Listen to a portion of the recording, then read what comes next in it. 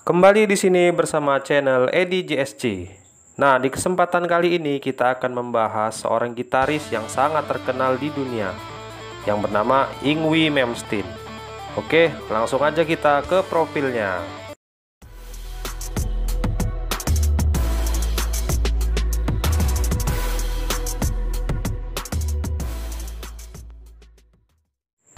Yngwie Malmsteen adalah seorang gitaris berbakat dunia yang telah melahirkan banyak karya besar yang membuat namanya terkenal di seluruh dunia.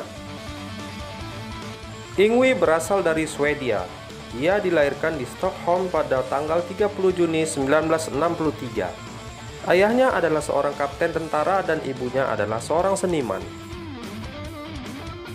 Yngwie adalah anak bontot dari 3 bersaudara. Saudaranya yang lain yaitu Ann-Louise dan Born. Awalnya kehidupan keluarga Yngwie baik-baik saja, namun entah kenapa kemudian ayah dan ibunya bercerai. Masa kecil. Nama Yngwie adalah pemberian dari ibunya ketika ia masih kecil. Yngwie adalah anak yang nakal di sekolah.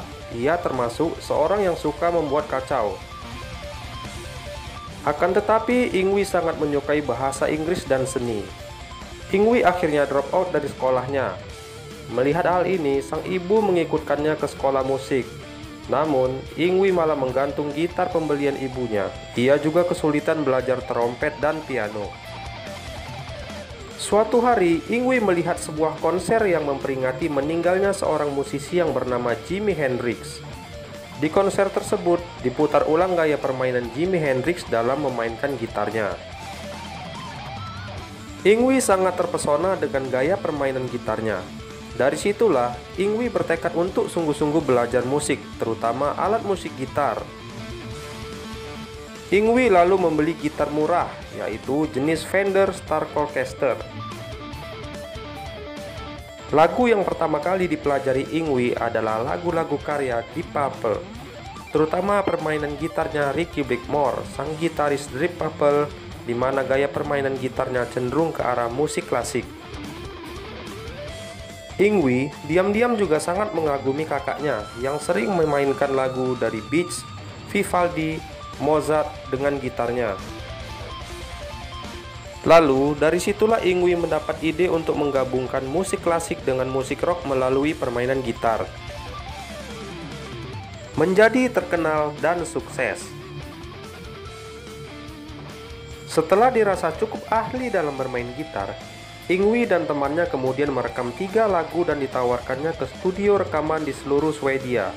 Namun sayang, semua studio rekaman tersebut menolak karya Yngwie. Yngwie pun tak putus asa. Ia kemudian mengirimkan demo rekamannya ke luar negeri. Seorang kontributor gitar player yang bernama Mike Varney menyukai cara Yngwie bermain gitar, lalu mengundangnya ke Los Angeles untuk bergabung dengan band Steeler. Untuk lebih mengasah skillnya, Yngwie kemudian bergabung dengan grup band yang lebih besar, yaitu Ultra Crash. Yngwie mengakhiri karirnya sebagai anak band dan menelurkan album solo pertamanya, yaitu Rising Force, yang sampai saat ini melegenda dan dijadikan sebagai acuan dalam musik beraliran neoklasikal. Yngwie pun mendapat penghargaan Grammy Awards sebagai musik instrumental rock terbaik serta mendapat penghargaan sebagai gitaris terbaik tahun itu. Cobaan dan rintangan. Ketika Yngwie sangat populer, ia justru mengalami musibah. Yngwie mengalami kecelakaan tragis dengan mobil Jaguarnya yang membuat dirinya mengalami penyumbatan darah pada otak dan mengakibatkan tangan kanannya tak berfungsi lagi. Yngwie pun sempat koma hingga 1 minggu. Ini terjadi pada tanggal 22 Juni 1987, yaitu ketika dirinya hendak merayakan ulang tahunnya yang ke-24.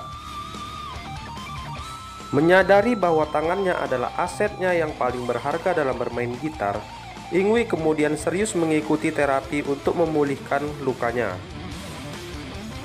Setelah dalam masa pemulihan, Yngwie mendapat cobaan yang tak kalah hebatnya lagi, yaitu ibunya yang telah mendukung dirinya mengenalkan pada seni meninggal dunia.